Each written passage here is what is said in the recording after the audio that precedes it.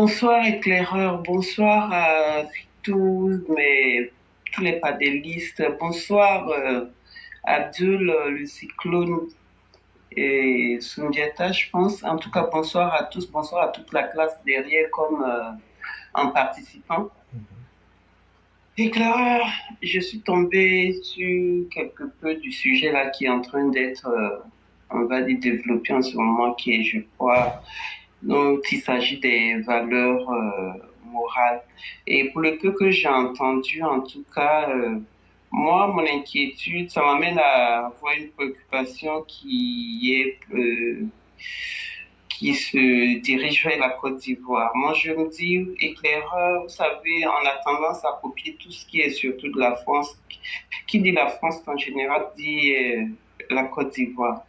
Et ça m'amène à avoir peur de ce qui pourrait aussi arriver à la Côte d'Ivoire par rapport à ça.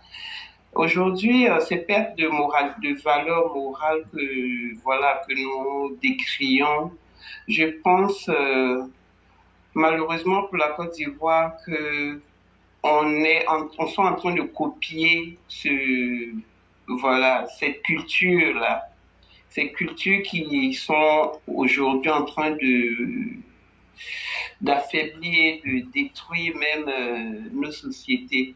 Mais est-ce que pour la Côte d'Ivoire, pour le cas de la Côte d'Ivoire, est-ce qu'il faut accepter de laisser cette façon de faire la prendre? Je dis non. Et ce non, il faut l'imposer à tout prix, de toute façon que possible. Il faut nous imposer à notre société de pas accepter cette façon-là de faire.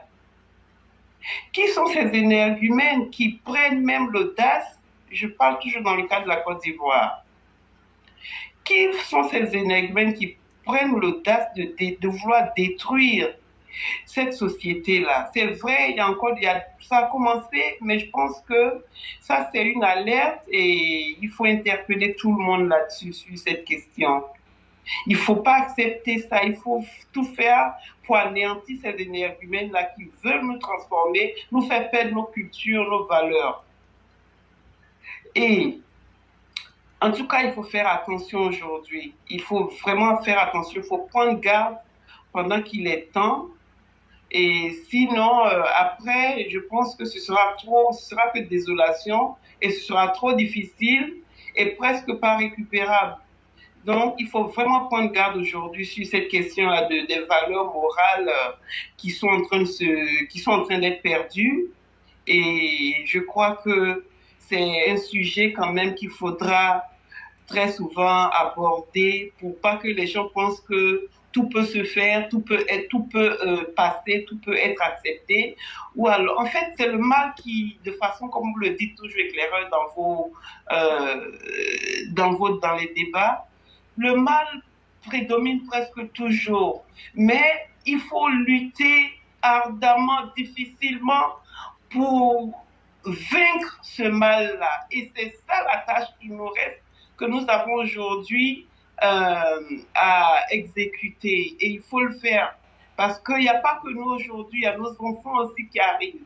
Il y a des générations qui arrivent. Si on ne fait pas ce qu'il faut aujourd'hui, quelle société allons-nous avoir? Vous disiez tout à l'heure que si on avait un enfant comme ça, pourquoi ne pas l'empoisonner? Mais je dis oui, parce qu'un enfant qui va venir détruire une société de par ses comportements, des choses qui ne sont pas, voilà, de façon aussi, c'est quoi encore le mot même? Voilà, il ne faut pas accepter, on ne peut pas accepter que même son enfant soit celui qui vienne détruire la société. S'il faut l'empoisonner pour le faire disparaître, pour sauver des vies, pour sauver une société, ça en vaut la peine. Moi, je le dis, je vous l'accorde, je le soutiens. Et d'ailleurs, parlant de ça, ça va me mener à Laurent Gbagbo. Si Laurent Gbagbo, comme il est là, voleur depuis enfant, il a toujours été voleur. Jusqu'à ses dernières heures de partir d'un fauteuil présidentiel qu'il a occupé de façon usurpée, s'il avait été anéanti, mais s'il avait été, je veux dire, fait disparaître, on n'aurait pas connu plus de 3 millions de morts, pardon, plus de 3000 morts en Côte d'Ivoire. Il n'aurait pas existé et on aura, ces personnes auraient vécu. Et il y en a encore bien d'autres comme ça. Et d'ailleurs, j'ai dit merci à nos premiers participants que nous avons eu aujourd'hui, éclaireur. Je lui dis merci, je salue son intervention. Il a parlé un peu de son vécu quand Laurent Gbagbo gouvernait. Et je lui dis désolé. Mais ça, éclaireur, quand on prend Laurent Gbagbo, c'est vrai que Laurent Gbagbo, il est ce qu'il est, mais comment éclaireur, là je vous pose la question, comment pouvez-vous comprendre que des gens, c'est quoi ce peuple-là d'ailleurs qui est, comment dire ça, c'est quoi ce peuple-là qui est, oh, pardon, excusez-moi, qui soutient le malfaisant, en fait qui est fanatique, voilà. C'est quoi ce peuple-là qui est fanatique du malfaisant, comme Laurent Gbagbo, comme d'autres encore. Là où il y a le mal, c'est là, c'est de ces personnes-là qu'eux sont fanatiques. C'est quoi ce peuple? Et jusqu'aujourd'hui, combien d'années encore après la disparition de Félix Houphouët-Boigny, on a encore à ce stade-là, on est encore dans cette situation, on vit encore, en fait, on ne la vit plus, excusez-moi, mais on en parle encore aujourd'hui, on est encore en train de lutter contre ces gens-là.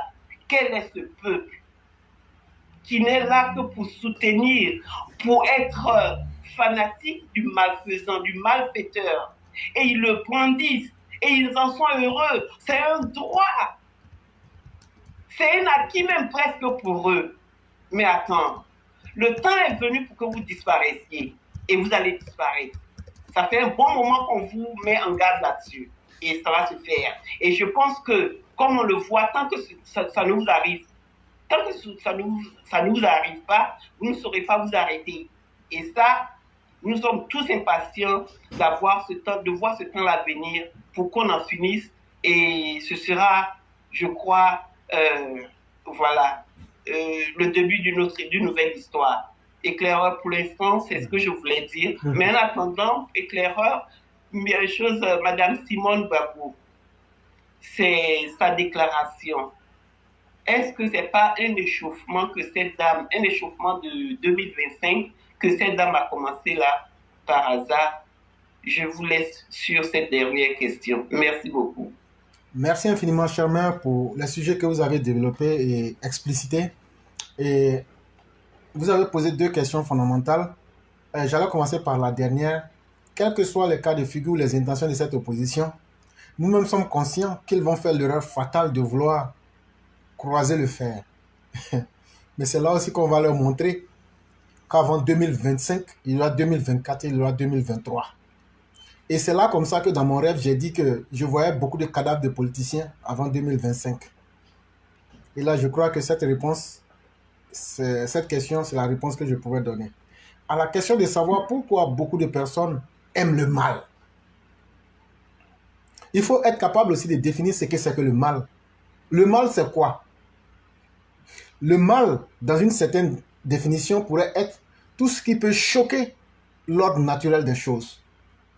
Si on explique ça comme ça, c'est beaucoup plus facile. Sinon, si on veut rentrer dans les sentiments particuliers, ce qui est conçu comme mal à mon niveau peut être vu comme le bien quelque part. Par exemple, un lion qui mange une antilope, c'est mal pour l'antilope qui se sent être en train d'être dévoré, mais c'est bien pour le lion et aussi c'est bien pour la nature parce que c'est l'ordre naturel. Le plus fort doit dévorer le plus faible. Mais quand on prend les antivaleurs qui, de facto, si on ne les applique pas, ça n'a aucun avantage sur la nature. Mais quand on les applique, ça a des conséquences sur l'ordre naturel des choses. C'est cela que j'appelle le mal. En réalité, à certains, là, il faut les guillotiner. C'est-à-dire leur couper la tête en public. Pour que le monde dise. Parce que ces gens-là ont connecté leurs âmes à ne faire que le mal. Et le mal, c'est quoi? C'est venir détruire tout ce qui est là. Ça veut dire, s'ils ne font pas là, ça ne va rien changer dans les choses. Ça veut dire, les choses restent en l'état. Mais eux, ils viennent pour désorganiser, pour gâter. Ces personnes-là, à un certain moment, il faut s'en débarrasser. Et donc, pourquoi ces personnes agissent ainsi? Chère mère, c'est plus facile. Si on interroge même celui qui est le créateur des âmes, Dieu, dans le Coran, nous dit comme ça, je préfère me baser sur ça, puisque je suis d'accord avec ça, que l'âme même par nature est incitée vers le mal. L'âme humaine, là, quand tu la laisses naturellement voguer comme un bateau en mer, elle est plus apte à aller vers le mal. Et donc, ça sera toujours un combat permanent. Heureux ceux qui auront pu lutter pour maintenir leur état naturel divin sans faire le mal et sans faire le bien. Mais encore plus heureux seront ceux qui auront lutté pour dominer le mal avec leur âme pour essayer d'aller vers la positivité. Donc, c'est très important. Un homme, quel que soit là où tu es, même si tu es seul dans une jungle, tu auras à mener ce combat-là contre ton âme. Mais il y a certains qui vont au-delà, qui disent, nous, on ne va pas maintenir l'ordre naturel des choses. Parce qu'en ne faisant rien, par exemple, je prends par exemple l'idée d'homosexualité. Qu'on le veuille ou pas, tout existe dans la nature. Mais à certaines choses, est-ce que le poison n'existe pas dans la nature? Pour autant, le poison n'est pas une bonne chose. Ça dépend maintenant. Est-ce que quelqu'un t'a forcé à prendre le poison? Non. Mais si tu prends le poison, tu deviens ton propre enfer. Mais quand toi, tu ne prends pas le poison, tu sais que c'est un poison, mais tu le prends et puis maintenant, tu le fais administrer aux autres pour voir le plaisir. C'est là le mal véritable. Sinon, un être humain, si tu te fais toi-même du mal, là, on s'en fout de ça. C'est comme, par exemple, le concept, par exemple, du péché. Le péché, ce n'est pas quelque chose qui condamne la société. C'est quelque chose qui te condamne toi-même, vis-à-vis de ton âme.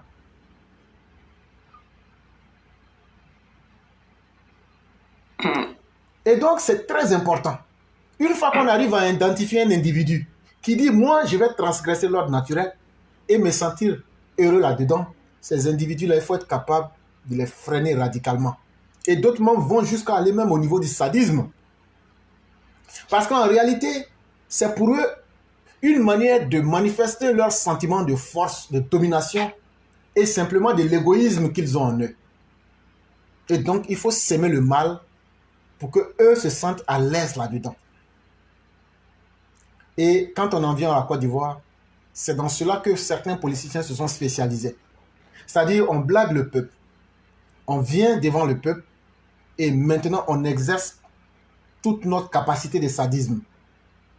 Et comme il y a beaucoup d'individus qui sont faibles, en réalité, ces personnes-là ont toujours été minoritaires dans l'humanité. Comme le cas de la Côte d'Ivoire, quand vous les entendez crier, vous aurez l'impression que c'est un groupe, c'est toute une foultitude, si je peux me permettre ce néologisme. Mais en réalité, c'est un groupuscule d'individus minoritaires, mais très violents. Ça a toujours été comme ça. Et c'est pourquoi je dis, ces individus néfastes-là, toxiques-là, ne sont pas liés à une tribu ou à une peuplade.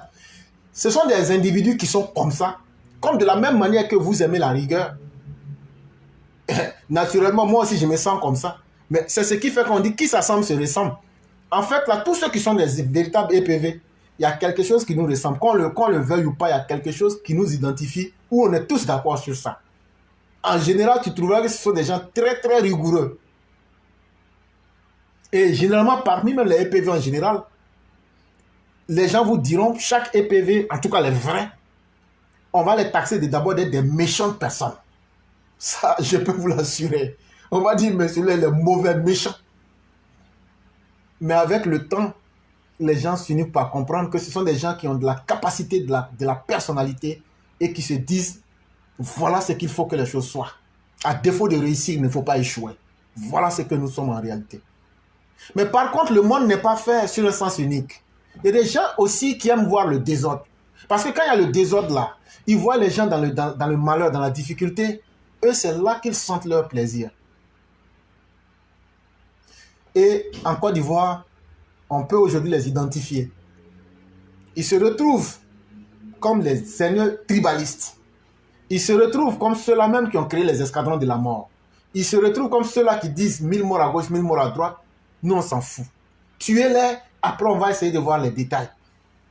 Une fois qu'on entend de tels langages, ça nous rappelle Joseph Mengele, ça nous rappelle Hitler, ça nous rappelle Pol Pot, ça nous rappelle Idi Amin Dada.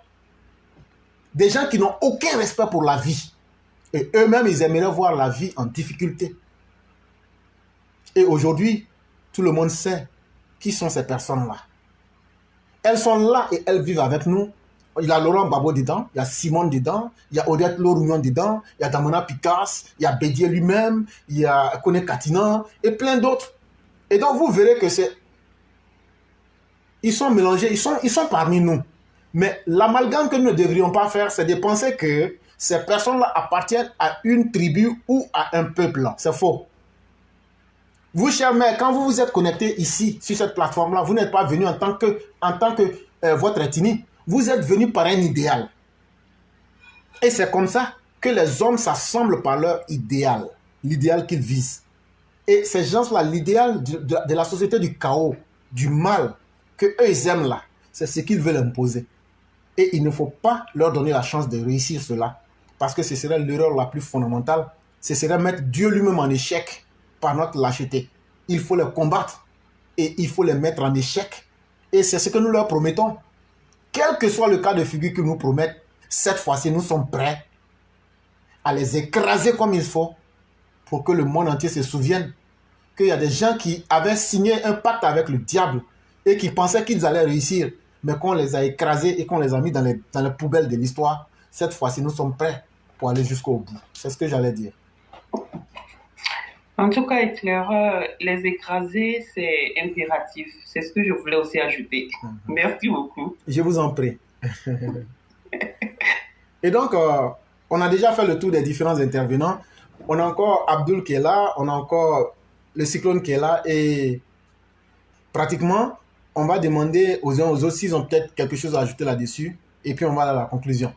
Donc, Abdul et le cyclone. D'abord, c'est le cyclone qui va prendre la parole s'il a quelque chose à ajouter. Et progressivement, on va aller vers la conclusion. Ok, merci beaucoup, Éclaireur. Merci. Je dis merci à tous les panélistes.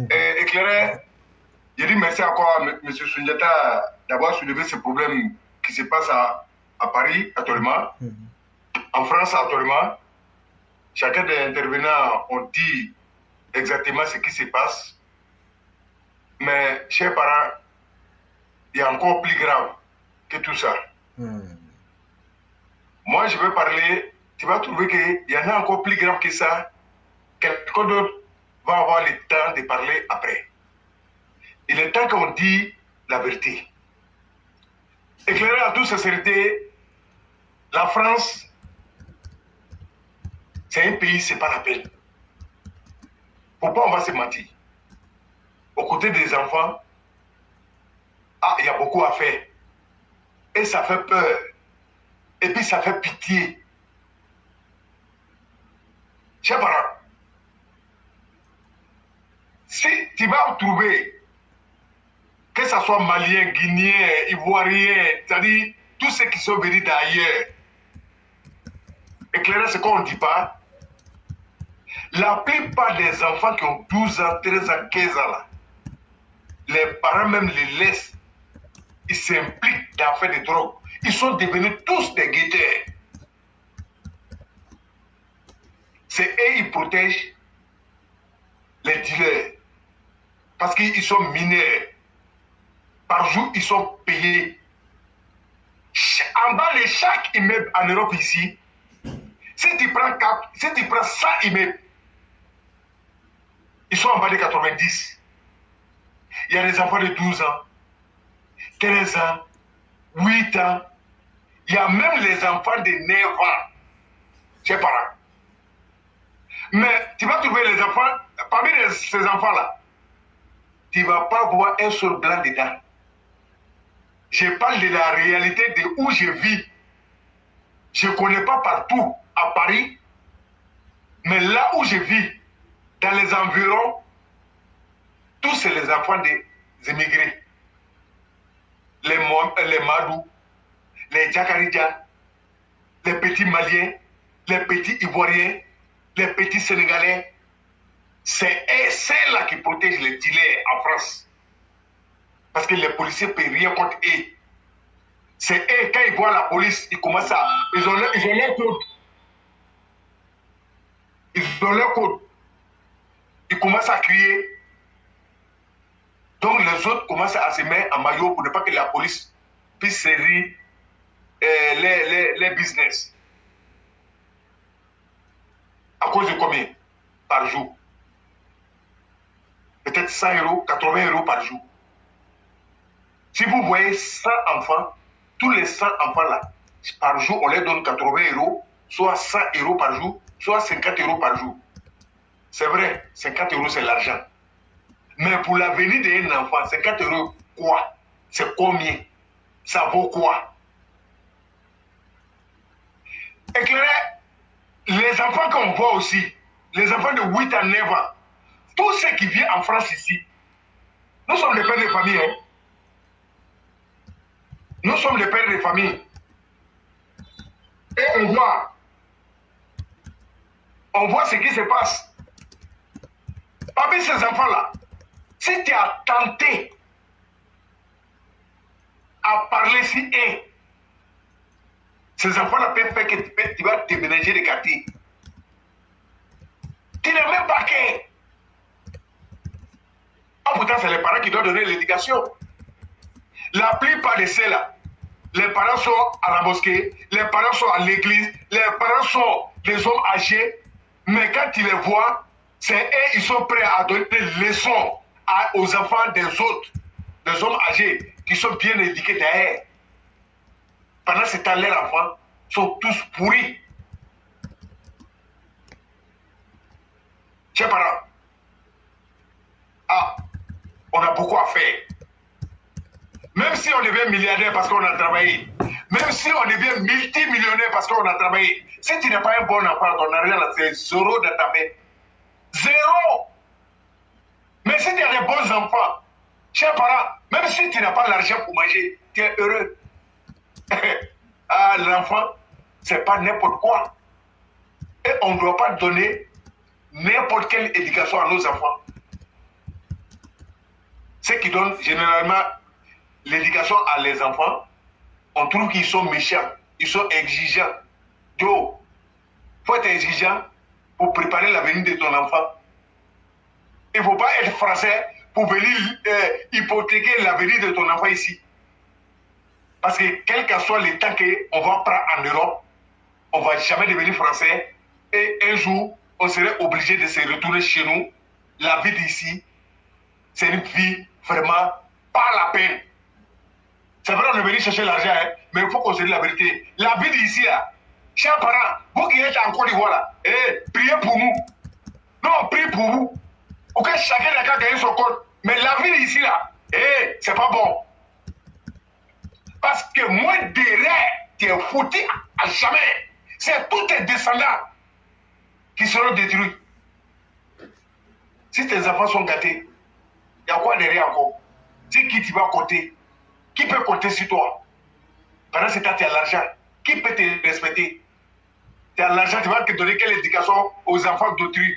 Pendant ce temps, tes enfants sont gâtés. Priez pour nous. On est en prier chacun pour que les enfants puissent nous écouter. C'est que les enfants, que les enfants ne les écoutent pas là. Que Dieu fasse que les enfants puissent avoir une oreille à entendre tout ce que vous allez dire. C'est très important. C'est très très important. Sinon, la vérité, c'est un jeune en Côte d'Ivoire. C'est pourquoi tous les journaux on vous parle ici là. Et actuellement, là où la Côte d'Ivoire est arrivée là, mouillé Mario là-bas. L'effort qu'on essaie de faire ici, si on était, il y a des boulots que nous on faisait, je ne dis pas nous, il y a des boulots que moi je ne faisais pas en Côte d'Ivoire. En France ici là. Je tape tout ça, je cherche même, je ne gagne pas. Souvent c'est dur. Mais si je ne dis pas, c'est de tromper la jeune génération qui veut venir. Je ne vous dis pas de ne pas venir. Si vous voulez venir, préparez les conditions. Et ici, chacun a pour lui. Mais je dis, on ne se lève pas comme ça pour venir prendre comme ça. Et c'est un championnat haut. Donc, tenez-vous bon. Et avant de venir, il faut être un bosseur au pays. Il faut que tu sois compétent, travailler. Là, si tu viens ici, douleur là, tu ne vas pas trop sentir. Mais si tu es feignant, comme les gars là, mon frère, Tu vas avoir 6 yeux ici. 6 yeux là. Finalement, 6e là, tu vas aller vendre. Tu seras guetté. Et ton avenir est hypothéqué. Et tout est gâté. C'est la vérité. Parce que le rien facile là, c'est dans ça on trouve. Mais beaucoup des Ivoiriens qui sont dignes, fiers, qui pensent où ils sont quittés, qui pensent à leurs parents, qui pensent à se retourner, qui pensent à demain, vont pas aller sur ces chemins. Chers frères, priez pour nous. Malheureusement, Wallah, priez pour nous. Parce que tout ce qu'on dit là, c'est plus grave que tout ça là. Il y a des gens qui ont envie de se retourner, mais à cause des enfants, ils ne peuvent pas. Parce que tout est gâté. Ils sont piégés. Et c'est les enfants là qui vont torturer les parents, les donner AVC, jusqu'à ils vont tomber malades et mourir ici en Occident. Chagrin des enfants. Si on en aime pour les parents, tout le monde sera heureux. Donc, ces autorités de Côte d'Ivoire, tour de liberté, tue liberté. Corrigez nos enfants. Laissez Benyedaf là, ça n'a qu'à venir en classe. Benyedaf là. Nous, nous sommes trop chicotés à ça. Et avant de te chicoter à ça, on verse de l'eau sur toi. Quand plaît ton tien, non. Tu vas danser toi. Comme tu as dit oui, il mourit. Mais à ce moment-là, tout le monde était droit. Mais quand Chicoté est quitté, il n'y a plus quelqu'un qui peut parler. Un voisin ne peut pas parler à l'enfant de son voisin. Voilà où ça nous conduit. Donc les Français sont semés ce qu'ils sont en train de récolter. Et c'est devenu Tiega. Ils ont accepté. Même ceux qui prennent les caméras pour inciter à la haine, pour inviter les gens à gâter. Tous ceux-là sont là. Et c'est les Français qui ont fait quelque chose. Mais tous ceux-là ont participé dans cette publication-là. Ils ont publié. Et ça, c'est parti partout. Et ils sont rentrés en action. Et aujourd'hui, éclairé, avant de finir, j'ai passé au Saint-Géligé avant de venir au boulot. Éclairé, poudrier n'est pas poudrier. Parce que dès le dernier assaut là, ils se sont appelés, ils ont lancé un communiqué où ils devaient aller faire des cas au Saint-Géligé. Tout le monde connaît ce qu'est au Saint-Géligé. Oui. J'ai dit tellement les gendarmes, les policiers, les CRS, tous les corps de Paris sont là-bas. Sécurisés, bunker, fatigués. Mais les enfants ne reculent pas. Où allons-nous? Parmi ceux-là, vrai français là, il y a un couillé, il y en a là, ça ne veut pas dire. Tout est là, à part Ivoirien, Guinéen, Malien, c'est Malien même qui est beaucoup dedans même, avec les petits arabes algériens. Et tous c'est les dealers. Et tiens, mon mère a contact quoi? Donc moi je travaille. Ils sont en train de détruire. Transport que moi je dois emprunter pour aller au travail. Il y a quoi qui va m'amener à aller détruire ça là? Et si mon Dieu vient quoi? Développement qui est ici, c'est ce que moi je souhaite à mon pays. Parce que je sais d'où je viens. Je sais, le développement n'est pas trop avancé. C'est maintenant on envoie le développement. Moi je vais venir gâter le développement. Je suis conscient. Je suis conscient. Donc, cher, tous ceux qui sont en train de faire ces dégâts, brûler les trams, brûler les bis, vous n'avez rien fait. Les gens étaient morts. Je ne suis pas content parce que c'est un être humain qui est mort. Mais il y a une autre solution à trouver à cela. C'est ce que moi je dis. Donc, chers parents, sérieusement priez pour nous. Nous aussi on prie pour vous. La France, vraiment, si on savait, moi, éclairé, je vais m'arrêter là parce que c'est du gâchis. Et puis, vraiment, ça fait mal. Ça fait très mal. Ça fait que nous tous, on a un problème. Ils vont serrer tout sur tout le monde. Ça fait que partie Non, vraiment, c'est grave. Donc, je vous dis merci. Merci. Merci pour tous les intervenants. Et éclairé, je me mets sur le ça. Il n'y a pas de problème. Et donc, Abdul, on va aller voir. Oui, cher René. Merci beaucoup, Cyclone. Cyclone, le cri là, qui disent pour informer les dealers là, je connais le cri là. Cher René, j'ai te dit un truc, surtout aux auditeurs. Les parents même, dans les HLM là, ils sont complices de cette deal de drogue là. Effectivement, cher frère, sans te couper la parole, Il y a un auditeur qui dit que c'est 100 dollars par jour. Ici, nous, on connaît le système, hein, c'est copié sur le système américain, on les appelle les piwi, etc. Moi, je ne connaissais pas le montant ni le prix que vous utilisez là-bas. Si tu nous le dis aussi, c'est une manière de combattre le mal. Mais, non, ils disent agra en arabe, ils disent agra. Ok, mais ce que tu dis est vrai parce qu'il y a une complicité des parents. Parce que le parent qui vit déjà dans un logement HLM et qui bénéficie de l'aide sociale, mais qui plus encore peut utiliser ce mineur pour gagner 100 € par jour. Ça fait, prenons, même les dealers se reposent un jour quand même, prenons dimanche off. Et donc, 600 dollars et 600 € par semaine, multiplié par 4, ça fait 2400. Plus ce que le gouvernement va lui donner, vous voyez que forcément lui-même il est complice. Et c'est pour venir soutenir effectivement ce que vous êtes en train de dire. Maintenant, même, c'est ce qui a été dit même aux auditeurs, souvent tu vois dans des immeubles HLM, souvent le dealer, il prend un appartement là-bas et il se met là-bas.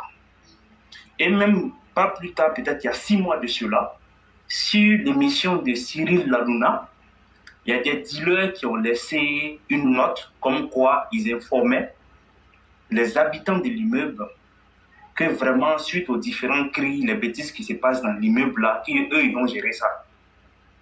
Que donc là, pour tout ce qui est comme mauvais comportement des guetteurs là, il faudrait qu'ils envoient juste un mail, eux vont venir, vont régler le problème.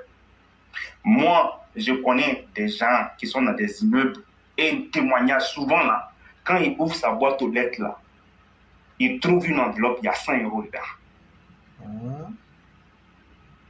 C'est-à-dire, les guettés là, quand ils viennent comme cela, les darons, les patrons même de ce mouvement, quand ils viennent là, dans toutes les boîtes aux lettres là, ils vont commencer au fond là-bas, ils vont mettre 5 €, 5 €, 5 € 5 € dans toutes les boîtes aux lettres. Nous sommes venus à l'Occident. Tu viens, tu ouvres ta boîte aux lettres, tu vois, c'est 100 € qui est dans l'enveloppe. Il n'y a pas nom, il n'y a rien. C'est qui t'a donné? Donc, les parents, tu ne peux pas élever un enfant dans ce genre de choses-là. C'est l'argent facile, certes, mais en train de pourrir l'avenir de tes enfants. Pourquoi le blanc même, ces enfants ne sont pas dans ce genre de manifestations? Pourquoi le blanc? Il suffit juste qu'il ait le minimum. HLM, là, il ne pense pas à ça. Il quitte là-bas directement, les cités, il quitte là-bas parce qu'il sait que ça détruit un enfant. Mais c'est nous qui devons être toujours là-bas. Pourquoi? On ne peut pas toujours rester dans cette France-là pour dire, mais attendez, moi quand M. Berthier me dit que France, ce n'est pas la peine, mais je ne suis pas d'accord. Je ne suis pas d'accord, moi je ne peux pas accuser la France aujourd'hui pour ce qui se passe là. La France a dit, voici ça, voici comment leur pays fonctionne. C'est nous qui sommes venus dans notre pays. Mais si nous, on a décidé, nous, de mettre nos comportements africains de côté pour dire qu'on suit les blancs de façon aveugle, forcément, aujourd'hui, on va dire que ce n'est pas la peine. On va quitter la France. Sinon, la France, est-ce que, en France ici, pour aller mettre ton enfant à l'école, là, est-ce qu'on te demande beaucoup d'argent? Est-ce qu'on trie pour pouvoir t'aider afin de pouvoir avoir quelque chose, pour pouvoir t'occuper de tes enfants? La France ne trie pas. Les aides sociales, là, la France donne ça à tout le monde. Même la sécurité sociale, tu te réveilles le matin, tu as mal à la dent seulement, tu es dans la pharmacie, tu prends médicaments et la France paye le reste. Mais moi, je ne peux pas accepter que la France est en train de faire tout ça. Et aujourd'hui, à cause de l'irresponsabilité de certains parents, on va lapider cette France-là. Moi, je dirais non. Je ne dis pas que tout est beau dans la France, ce n'est pas ce que je dis. Mais nous-mêmes, les Africains, c'est ce qu'un jour M. Berthier a dit. Il a dit, même si tous les Blancs devaient quitter la France pour aller en Côte d'Ivoire, et les Ivoiriens viennent ici, tu vas voir, ils vont rejoindre les Français là-bas. Nous, aujourd'hui, on a besoin de se remettre en cause. C'est trop facile de dire que, oui, c'est comme ça, les Africains sont vus, comme ça en France. Non, je ne peux pas accepter.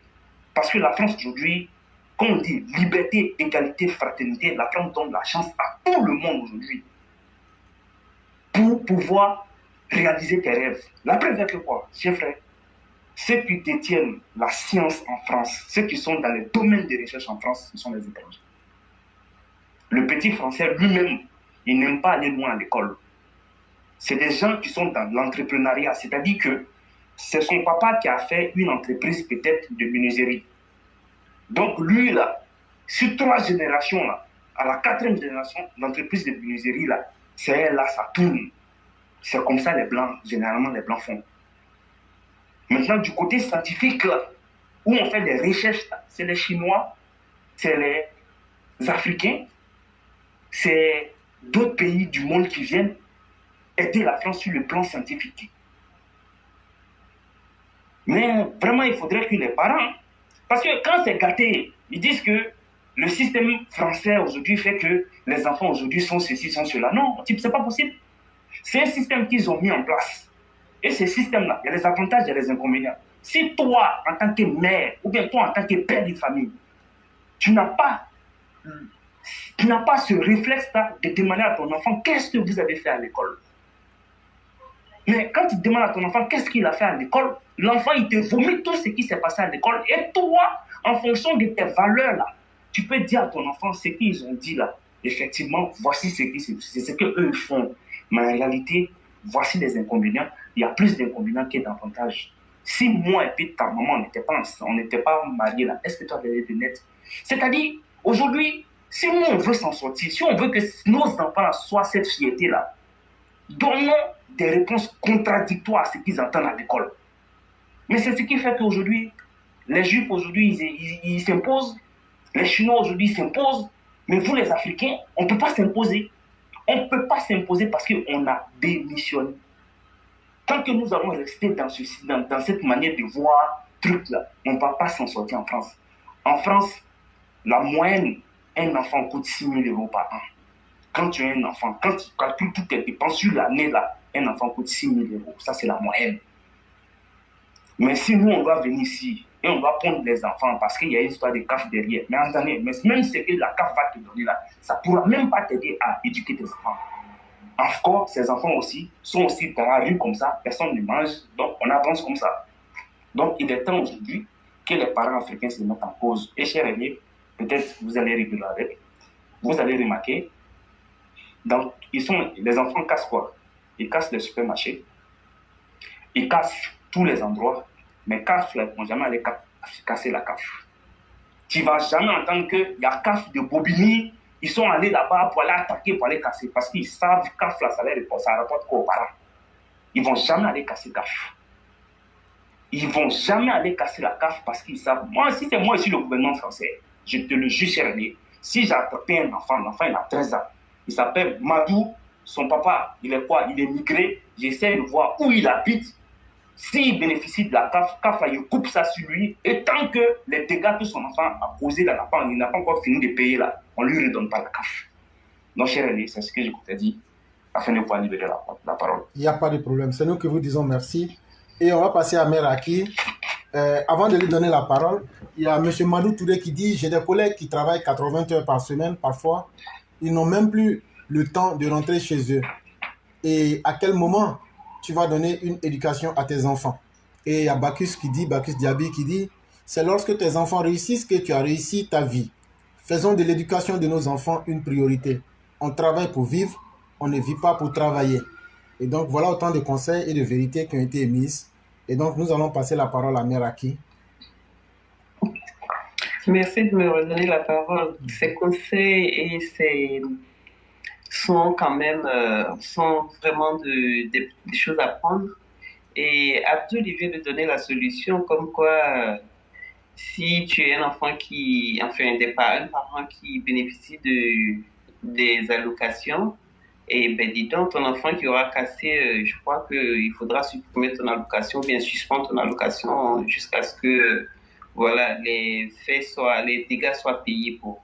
Et je crois que c'est une solution. Je pense qu'ils ont déjà pensé à ça, mais je crois en même temps, ils ont certaines faiblesses d'appliquer quand même voilà, les lois et les règles pour arranger cette société française que nos enfants d'immigrés sont en train on va dire, détruire. Franchement, ça fait honte de voir que les nôtres se comportent comme ça avec la complicité des parents. Et c'est vrai, la complicité des parents y est.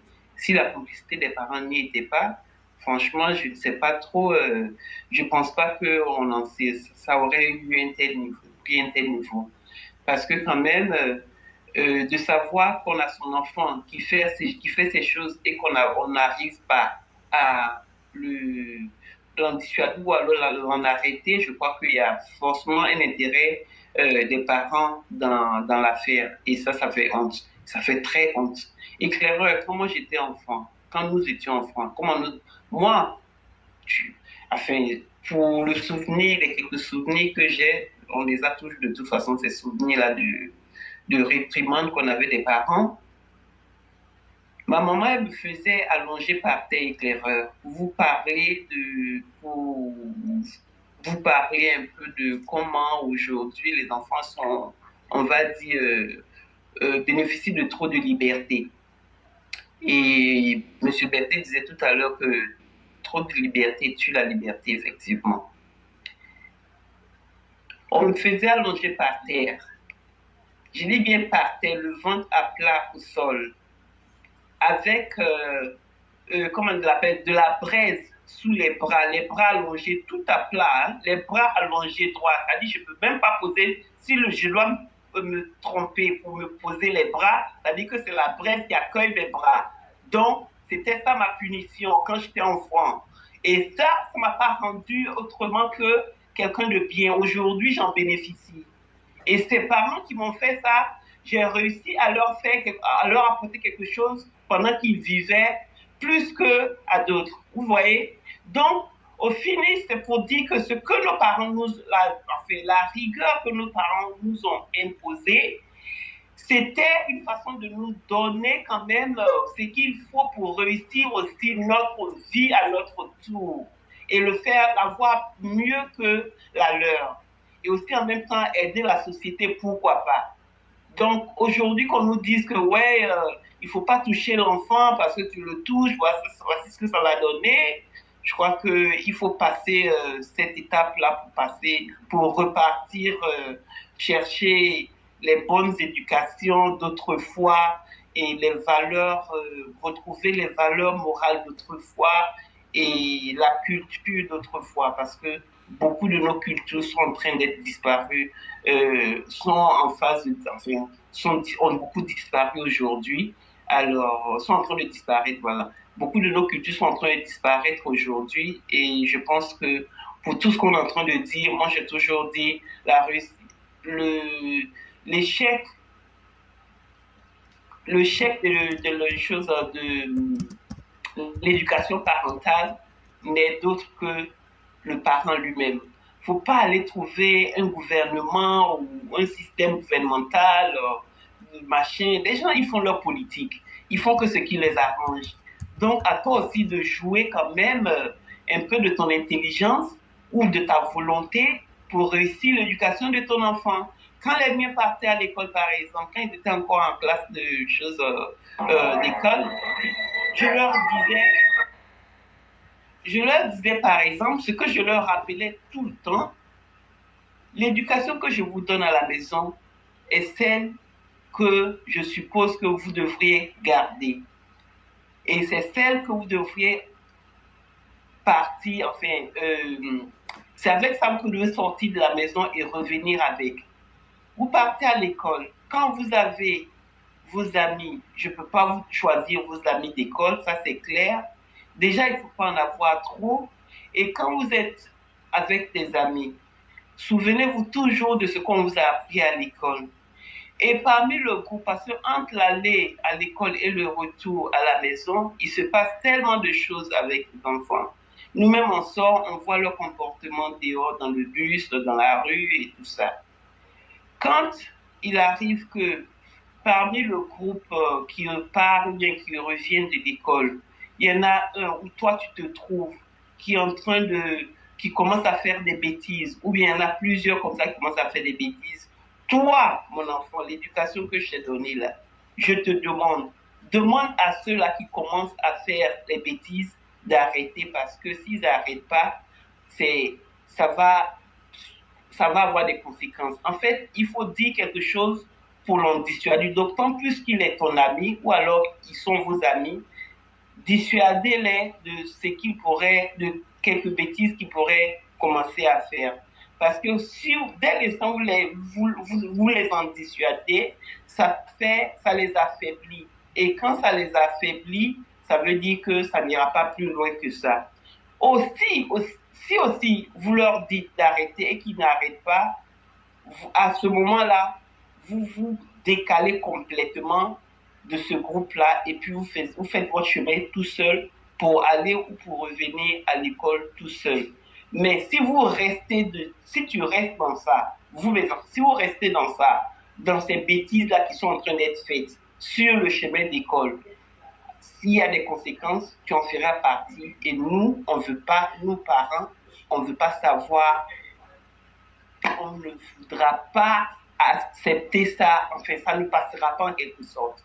Donc, à vous aussi de passer cette éducation qu'on vous donne à vos amis, ça pourrait aider. Et effectivement, éclaireur se rappelle à chaque fois de leur dire qu'il fallait soit dissuader les amis qui voudraient commencer des bêtises ou alors s'en séparer. Ces deux aspects-là ont aidé ces enfants, je vous assure, à finir leur cycle sans encombre. Et même quand il y avait des incidents à l'école et que, vous savez, ça ne peut pas ne pas arriver, et qu'il y avait convocation, bien qu'ils étaient nommés dedans, moi, j'étais toujours du côté éclaireur des enseignants. Et au point où les enfants eux-mêmes m'en ont voulu pour dire, ouais, que quand il y a des choses, je ne les soutiens pas et autres. J'ai dit non, pourquoi? Je ne peux pas vous soutenir, c'est pas possible. Pour que je vous soutienne, il faut que vraiment j'en ai des raisons pour. Mais pour des mauvais comportements, vous suivre, même si c'est pas vous qui en êtes l'auteur, mon éducation quand même que je vous ai donnée devrait suffire pour ne pas vous trouver dedans. Pour moi, aller soutenir les enfants contre les enseignants, c'est me mettre les enseignants à dos. Et ça, je ne veux pas le faire. C'est eux qui vous enseignent. Si moi, je vous soutiens, quel bon enseignement auront-ils le courage de vous donner? Et c'est ça que j'essaie de protéger pour vous. Alors, sachez le comprendre. Donc, vous savez, tout ça me ramène à dire que les parents, ils sont pour quelque chose. Moi, le débat où on dit que, ouais, être mère seule ou parents isolés n'est pas et autres, tout ça. Pardonnez-moi de le dire pour les parents isolés, mais pour moi, c'est pas un débat qui tient la route. Tu es responsable de ton enfant, tu es responsable de la réussite de ton enfant et pas autrement. Faut pas aller mettre cette responsabilité sur l'autre. Je suis désolé. Nous travaillons tous, mais ça ne nous donne pas pour autant l'excuse de dire que c'est parce que nous travaillons que nos enfants ne peuvent pas réussir. Non, c'est pas possible. Faut pas rester derrière ces arguments-là. C'est se faire du mal soi-même et faire du mal à ses enfants, à ses propres enfants, que de soutenir de tels arguments. Et franchement, à la fin, voici ce que ça donne aujourd'hui. On a des enfants qui ne sont plus récupérables, qui détruisent la société, qui nous dégoûtent en fait. Ils se comportent au point où la société aujourd'hui même est devenue dégoûtante.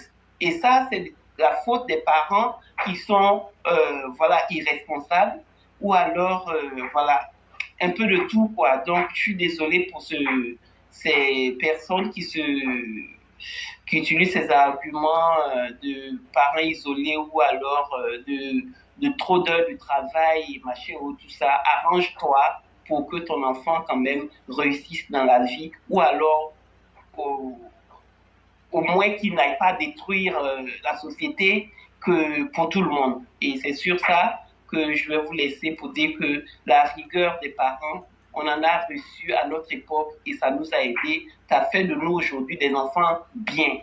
Et c'est pas ce que nous voyons aujourd'hui qui fera des enfants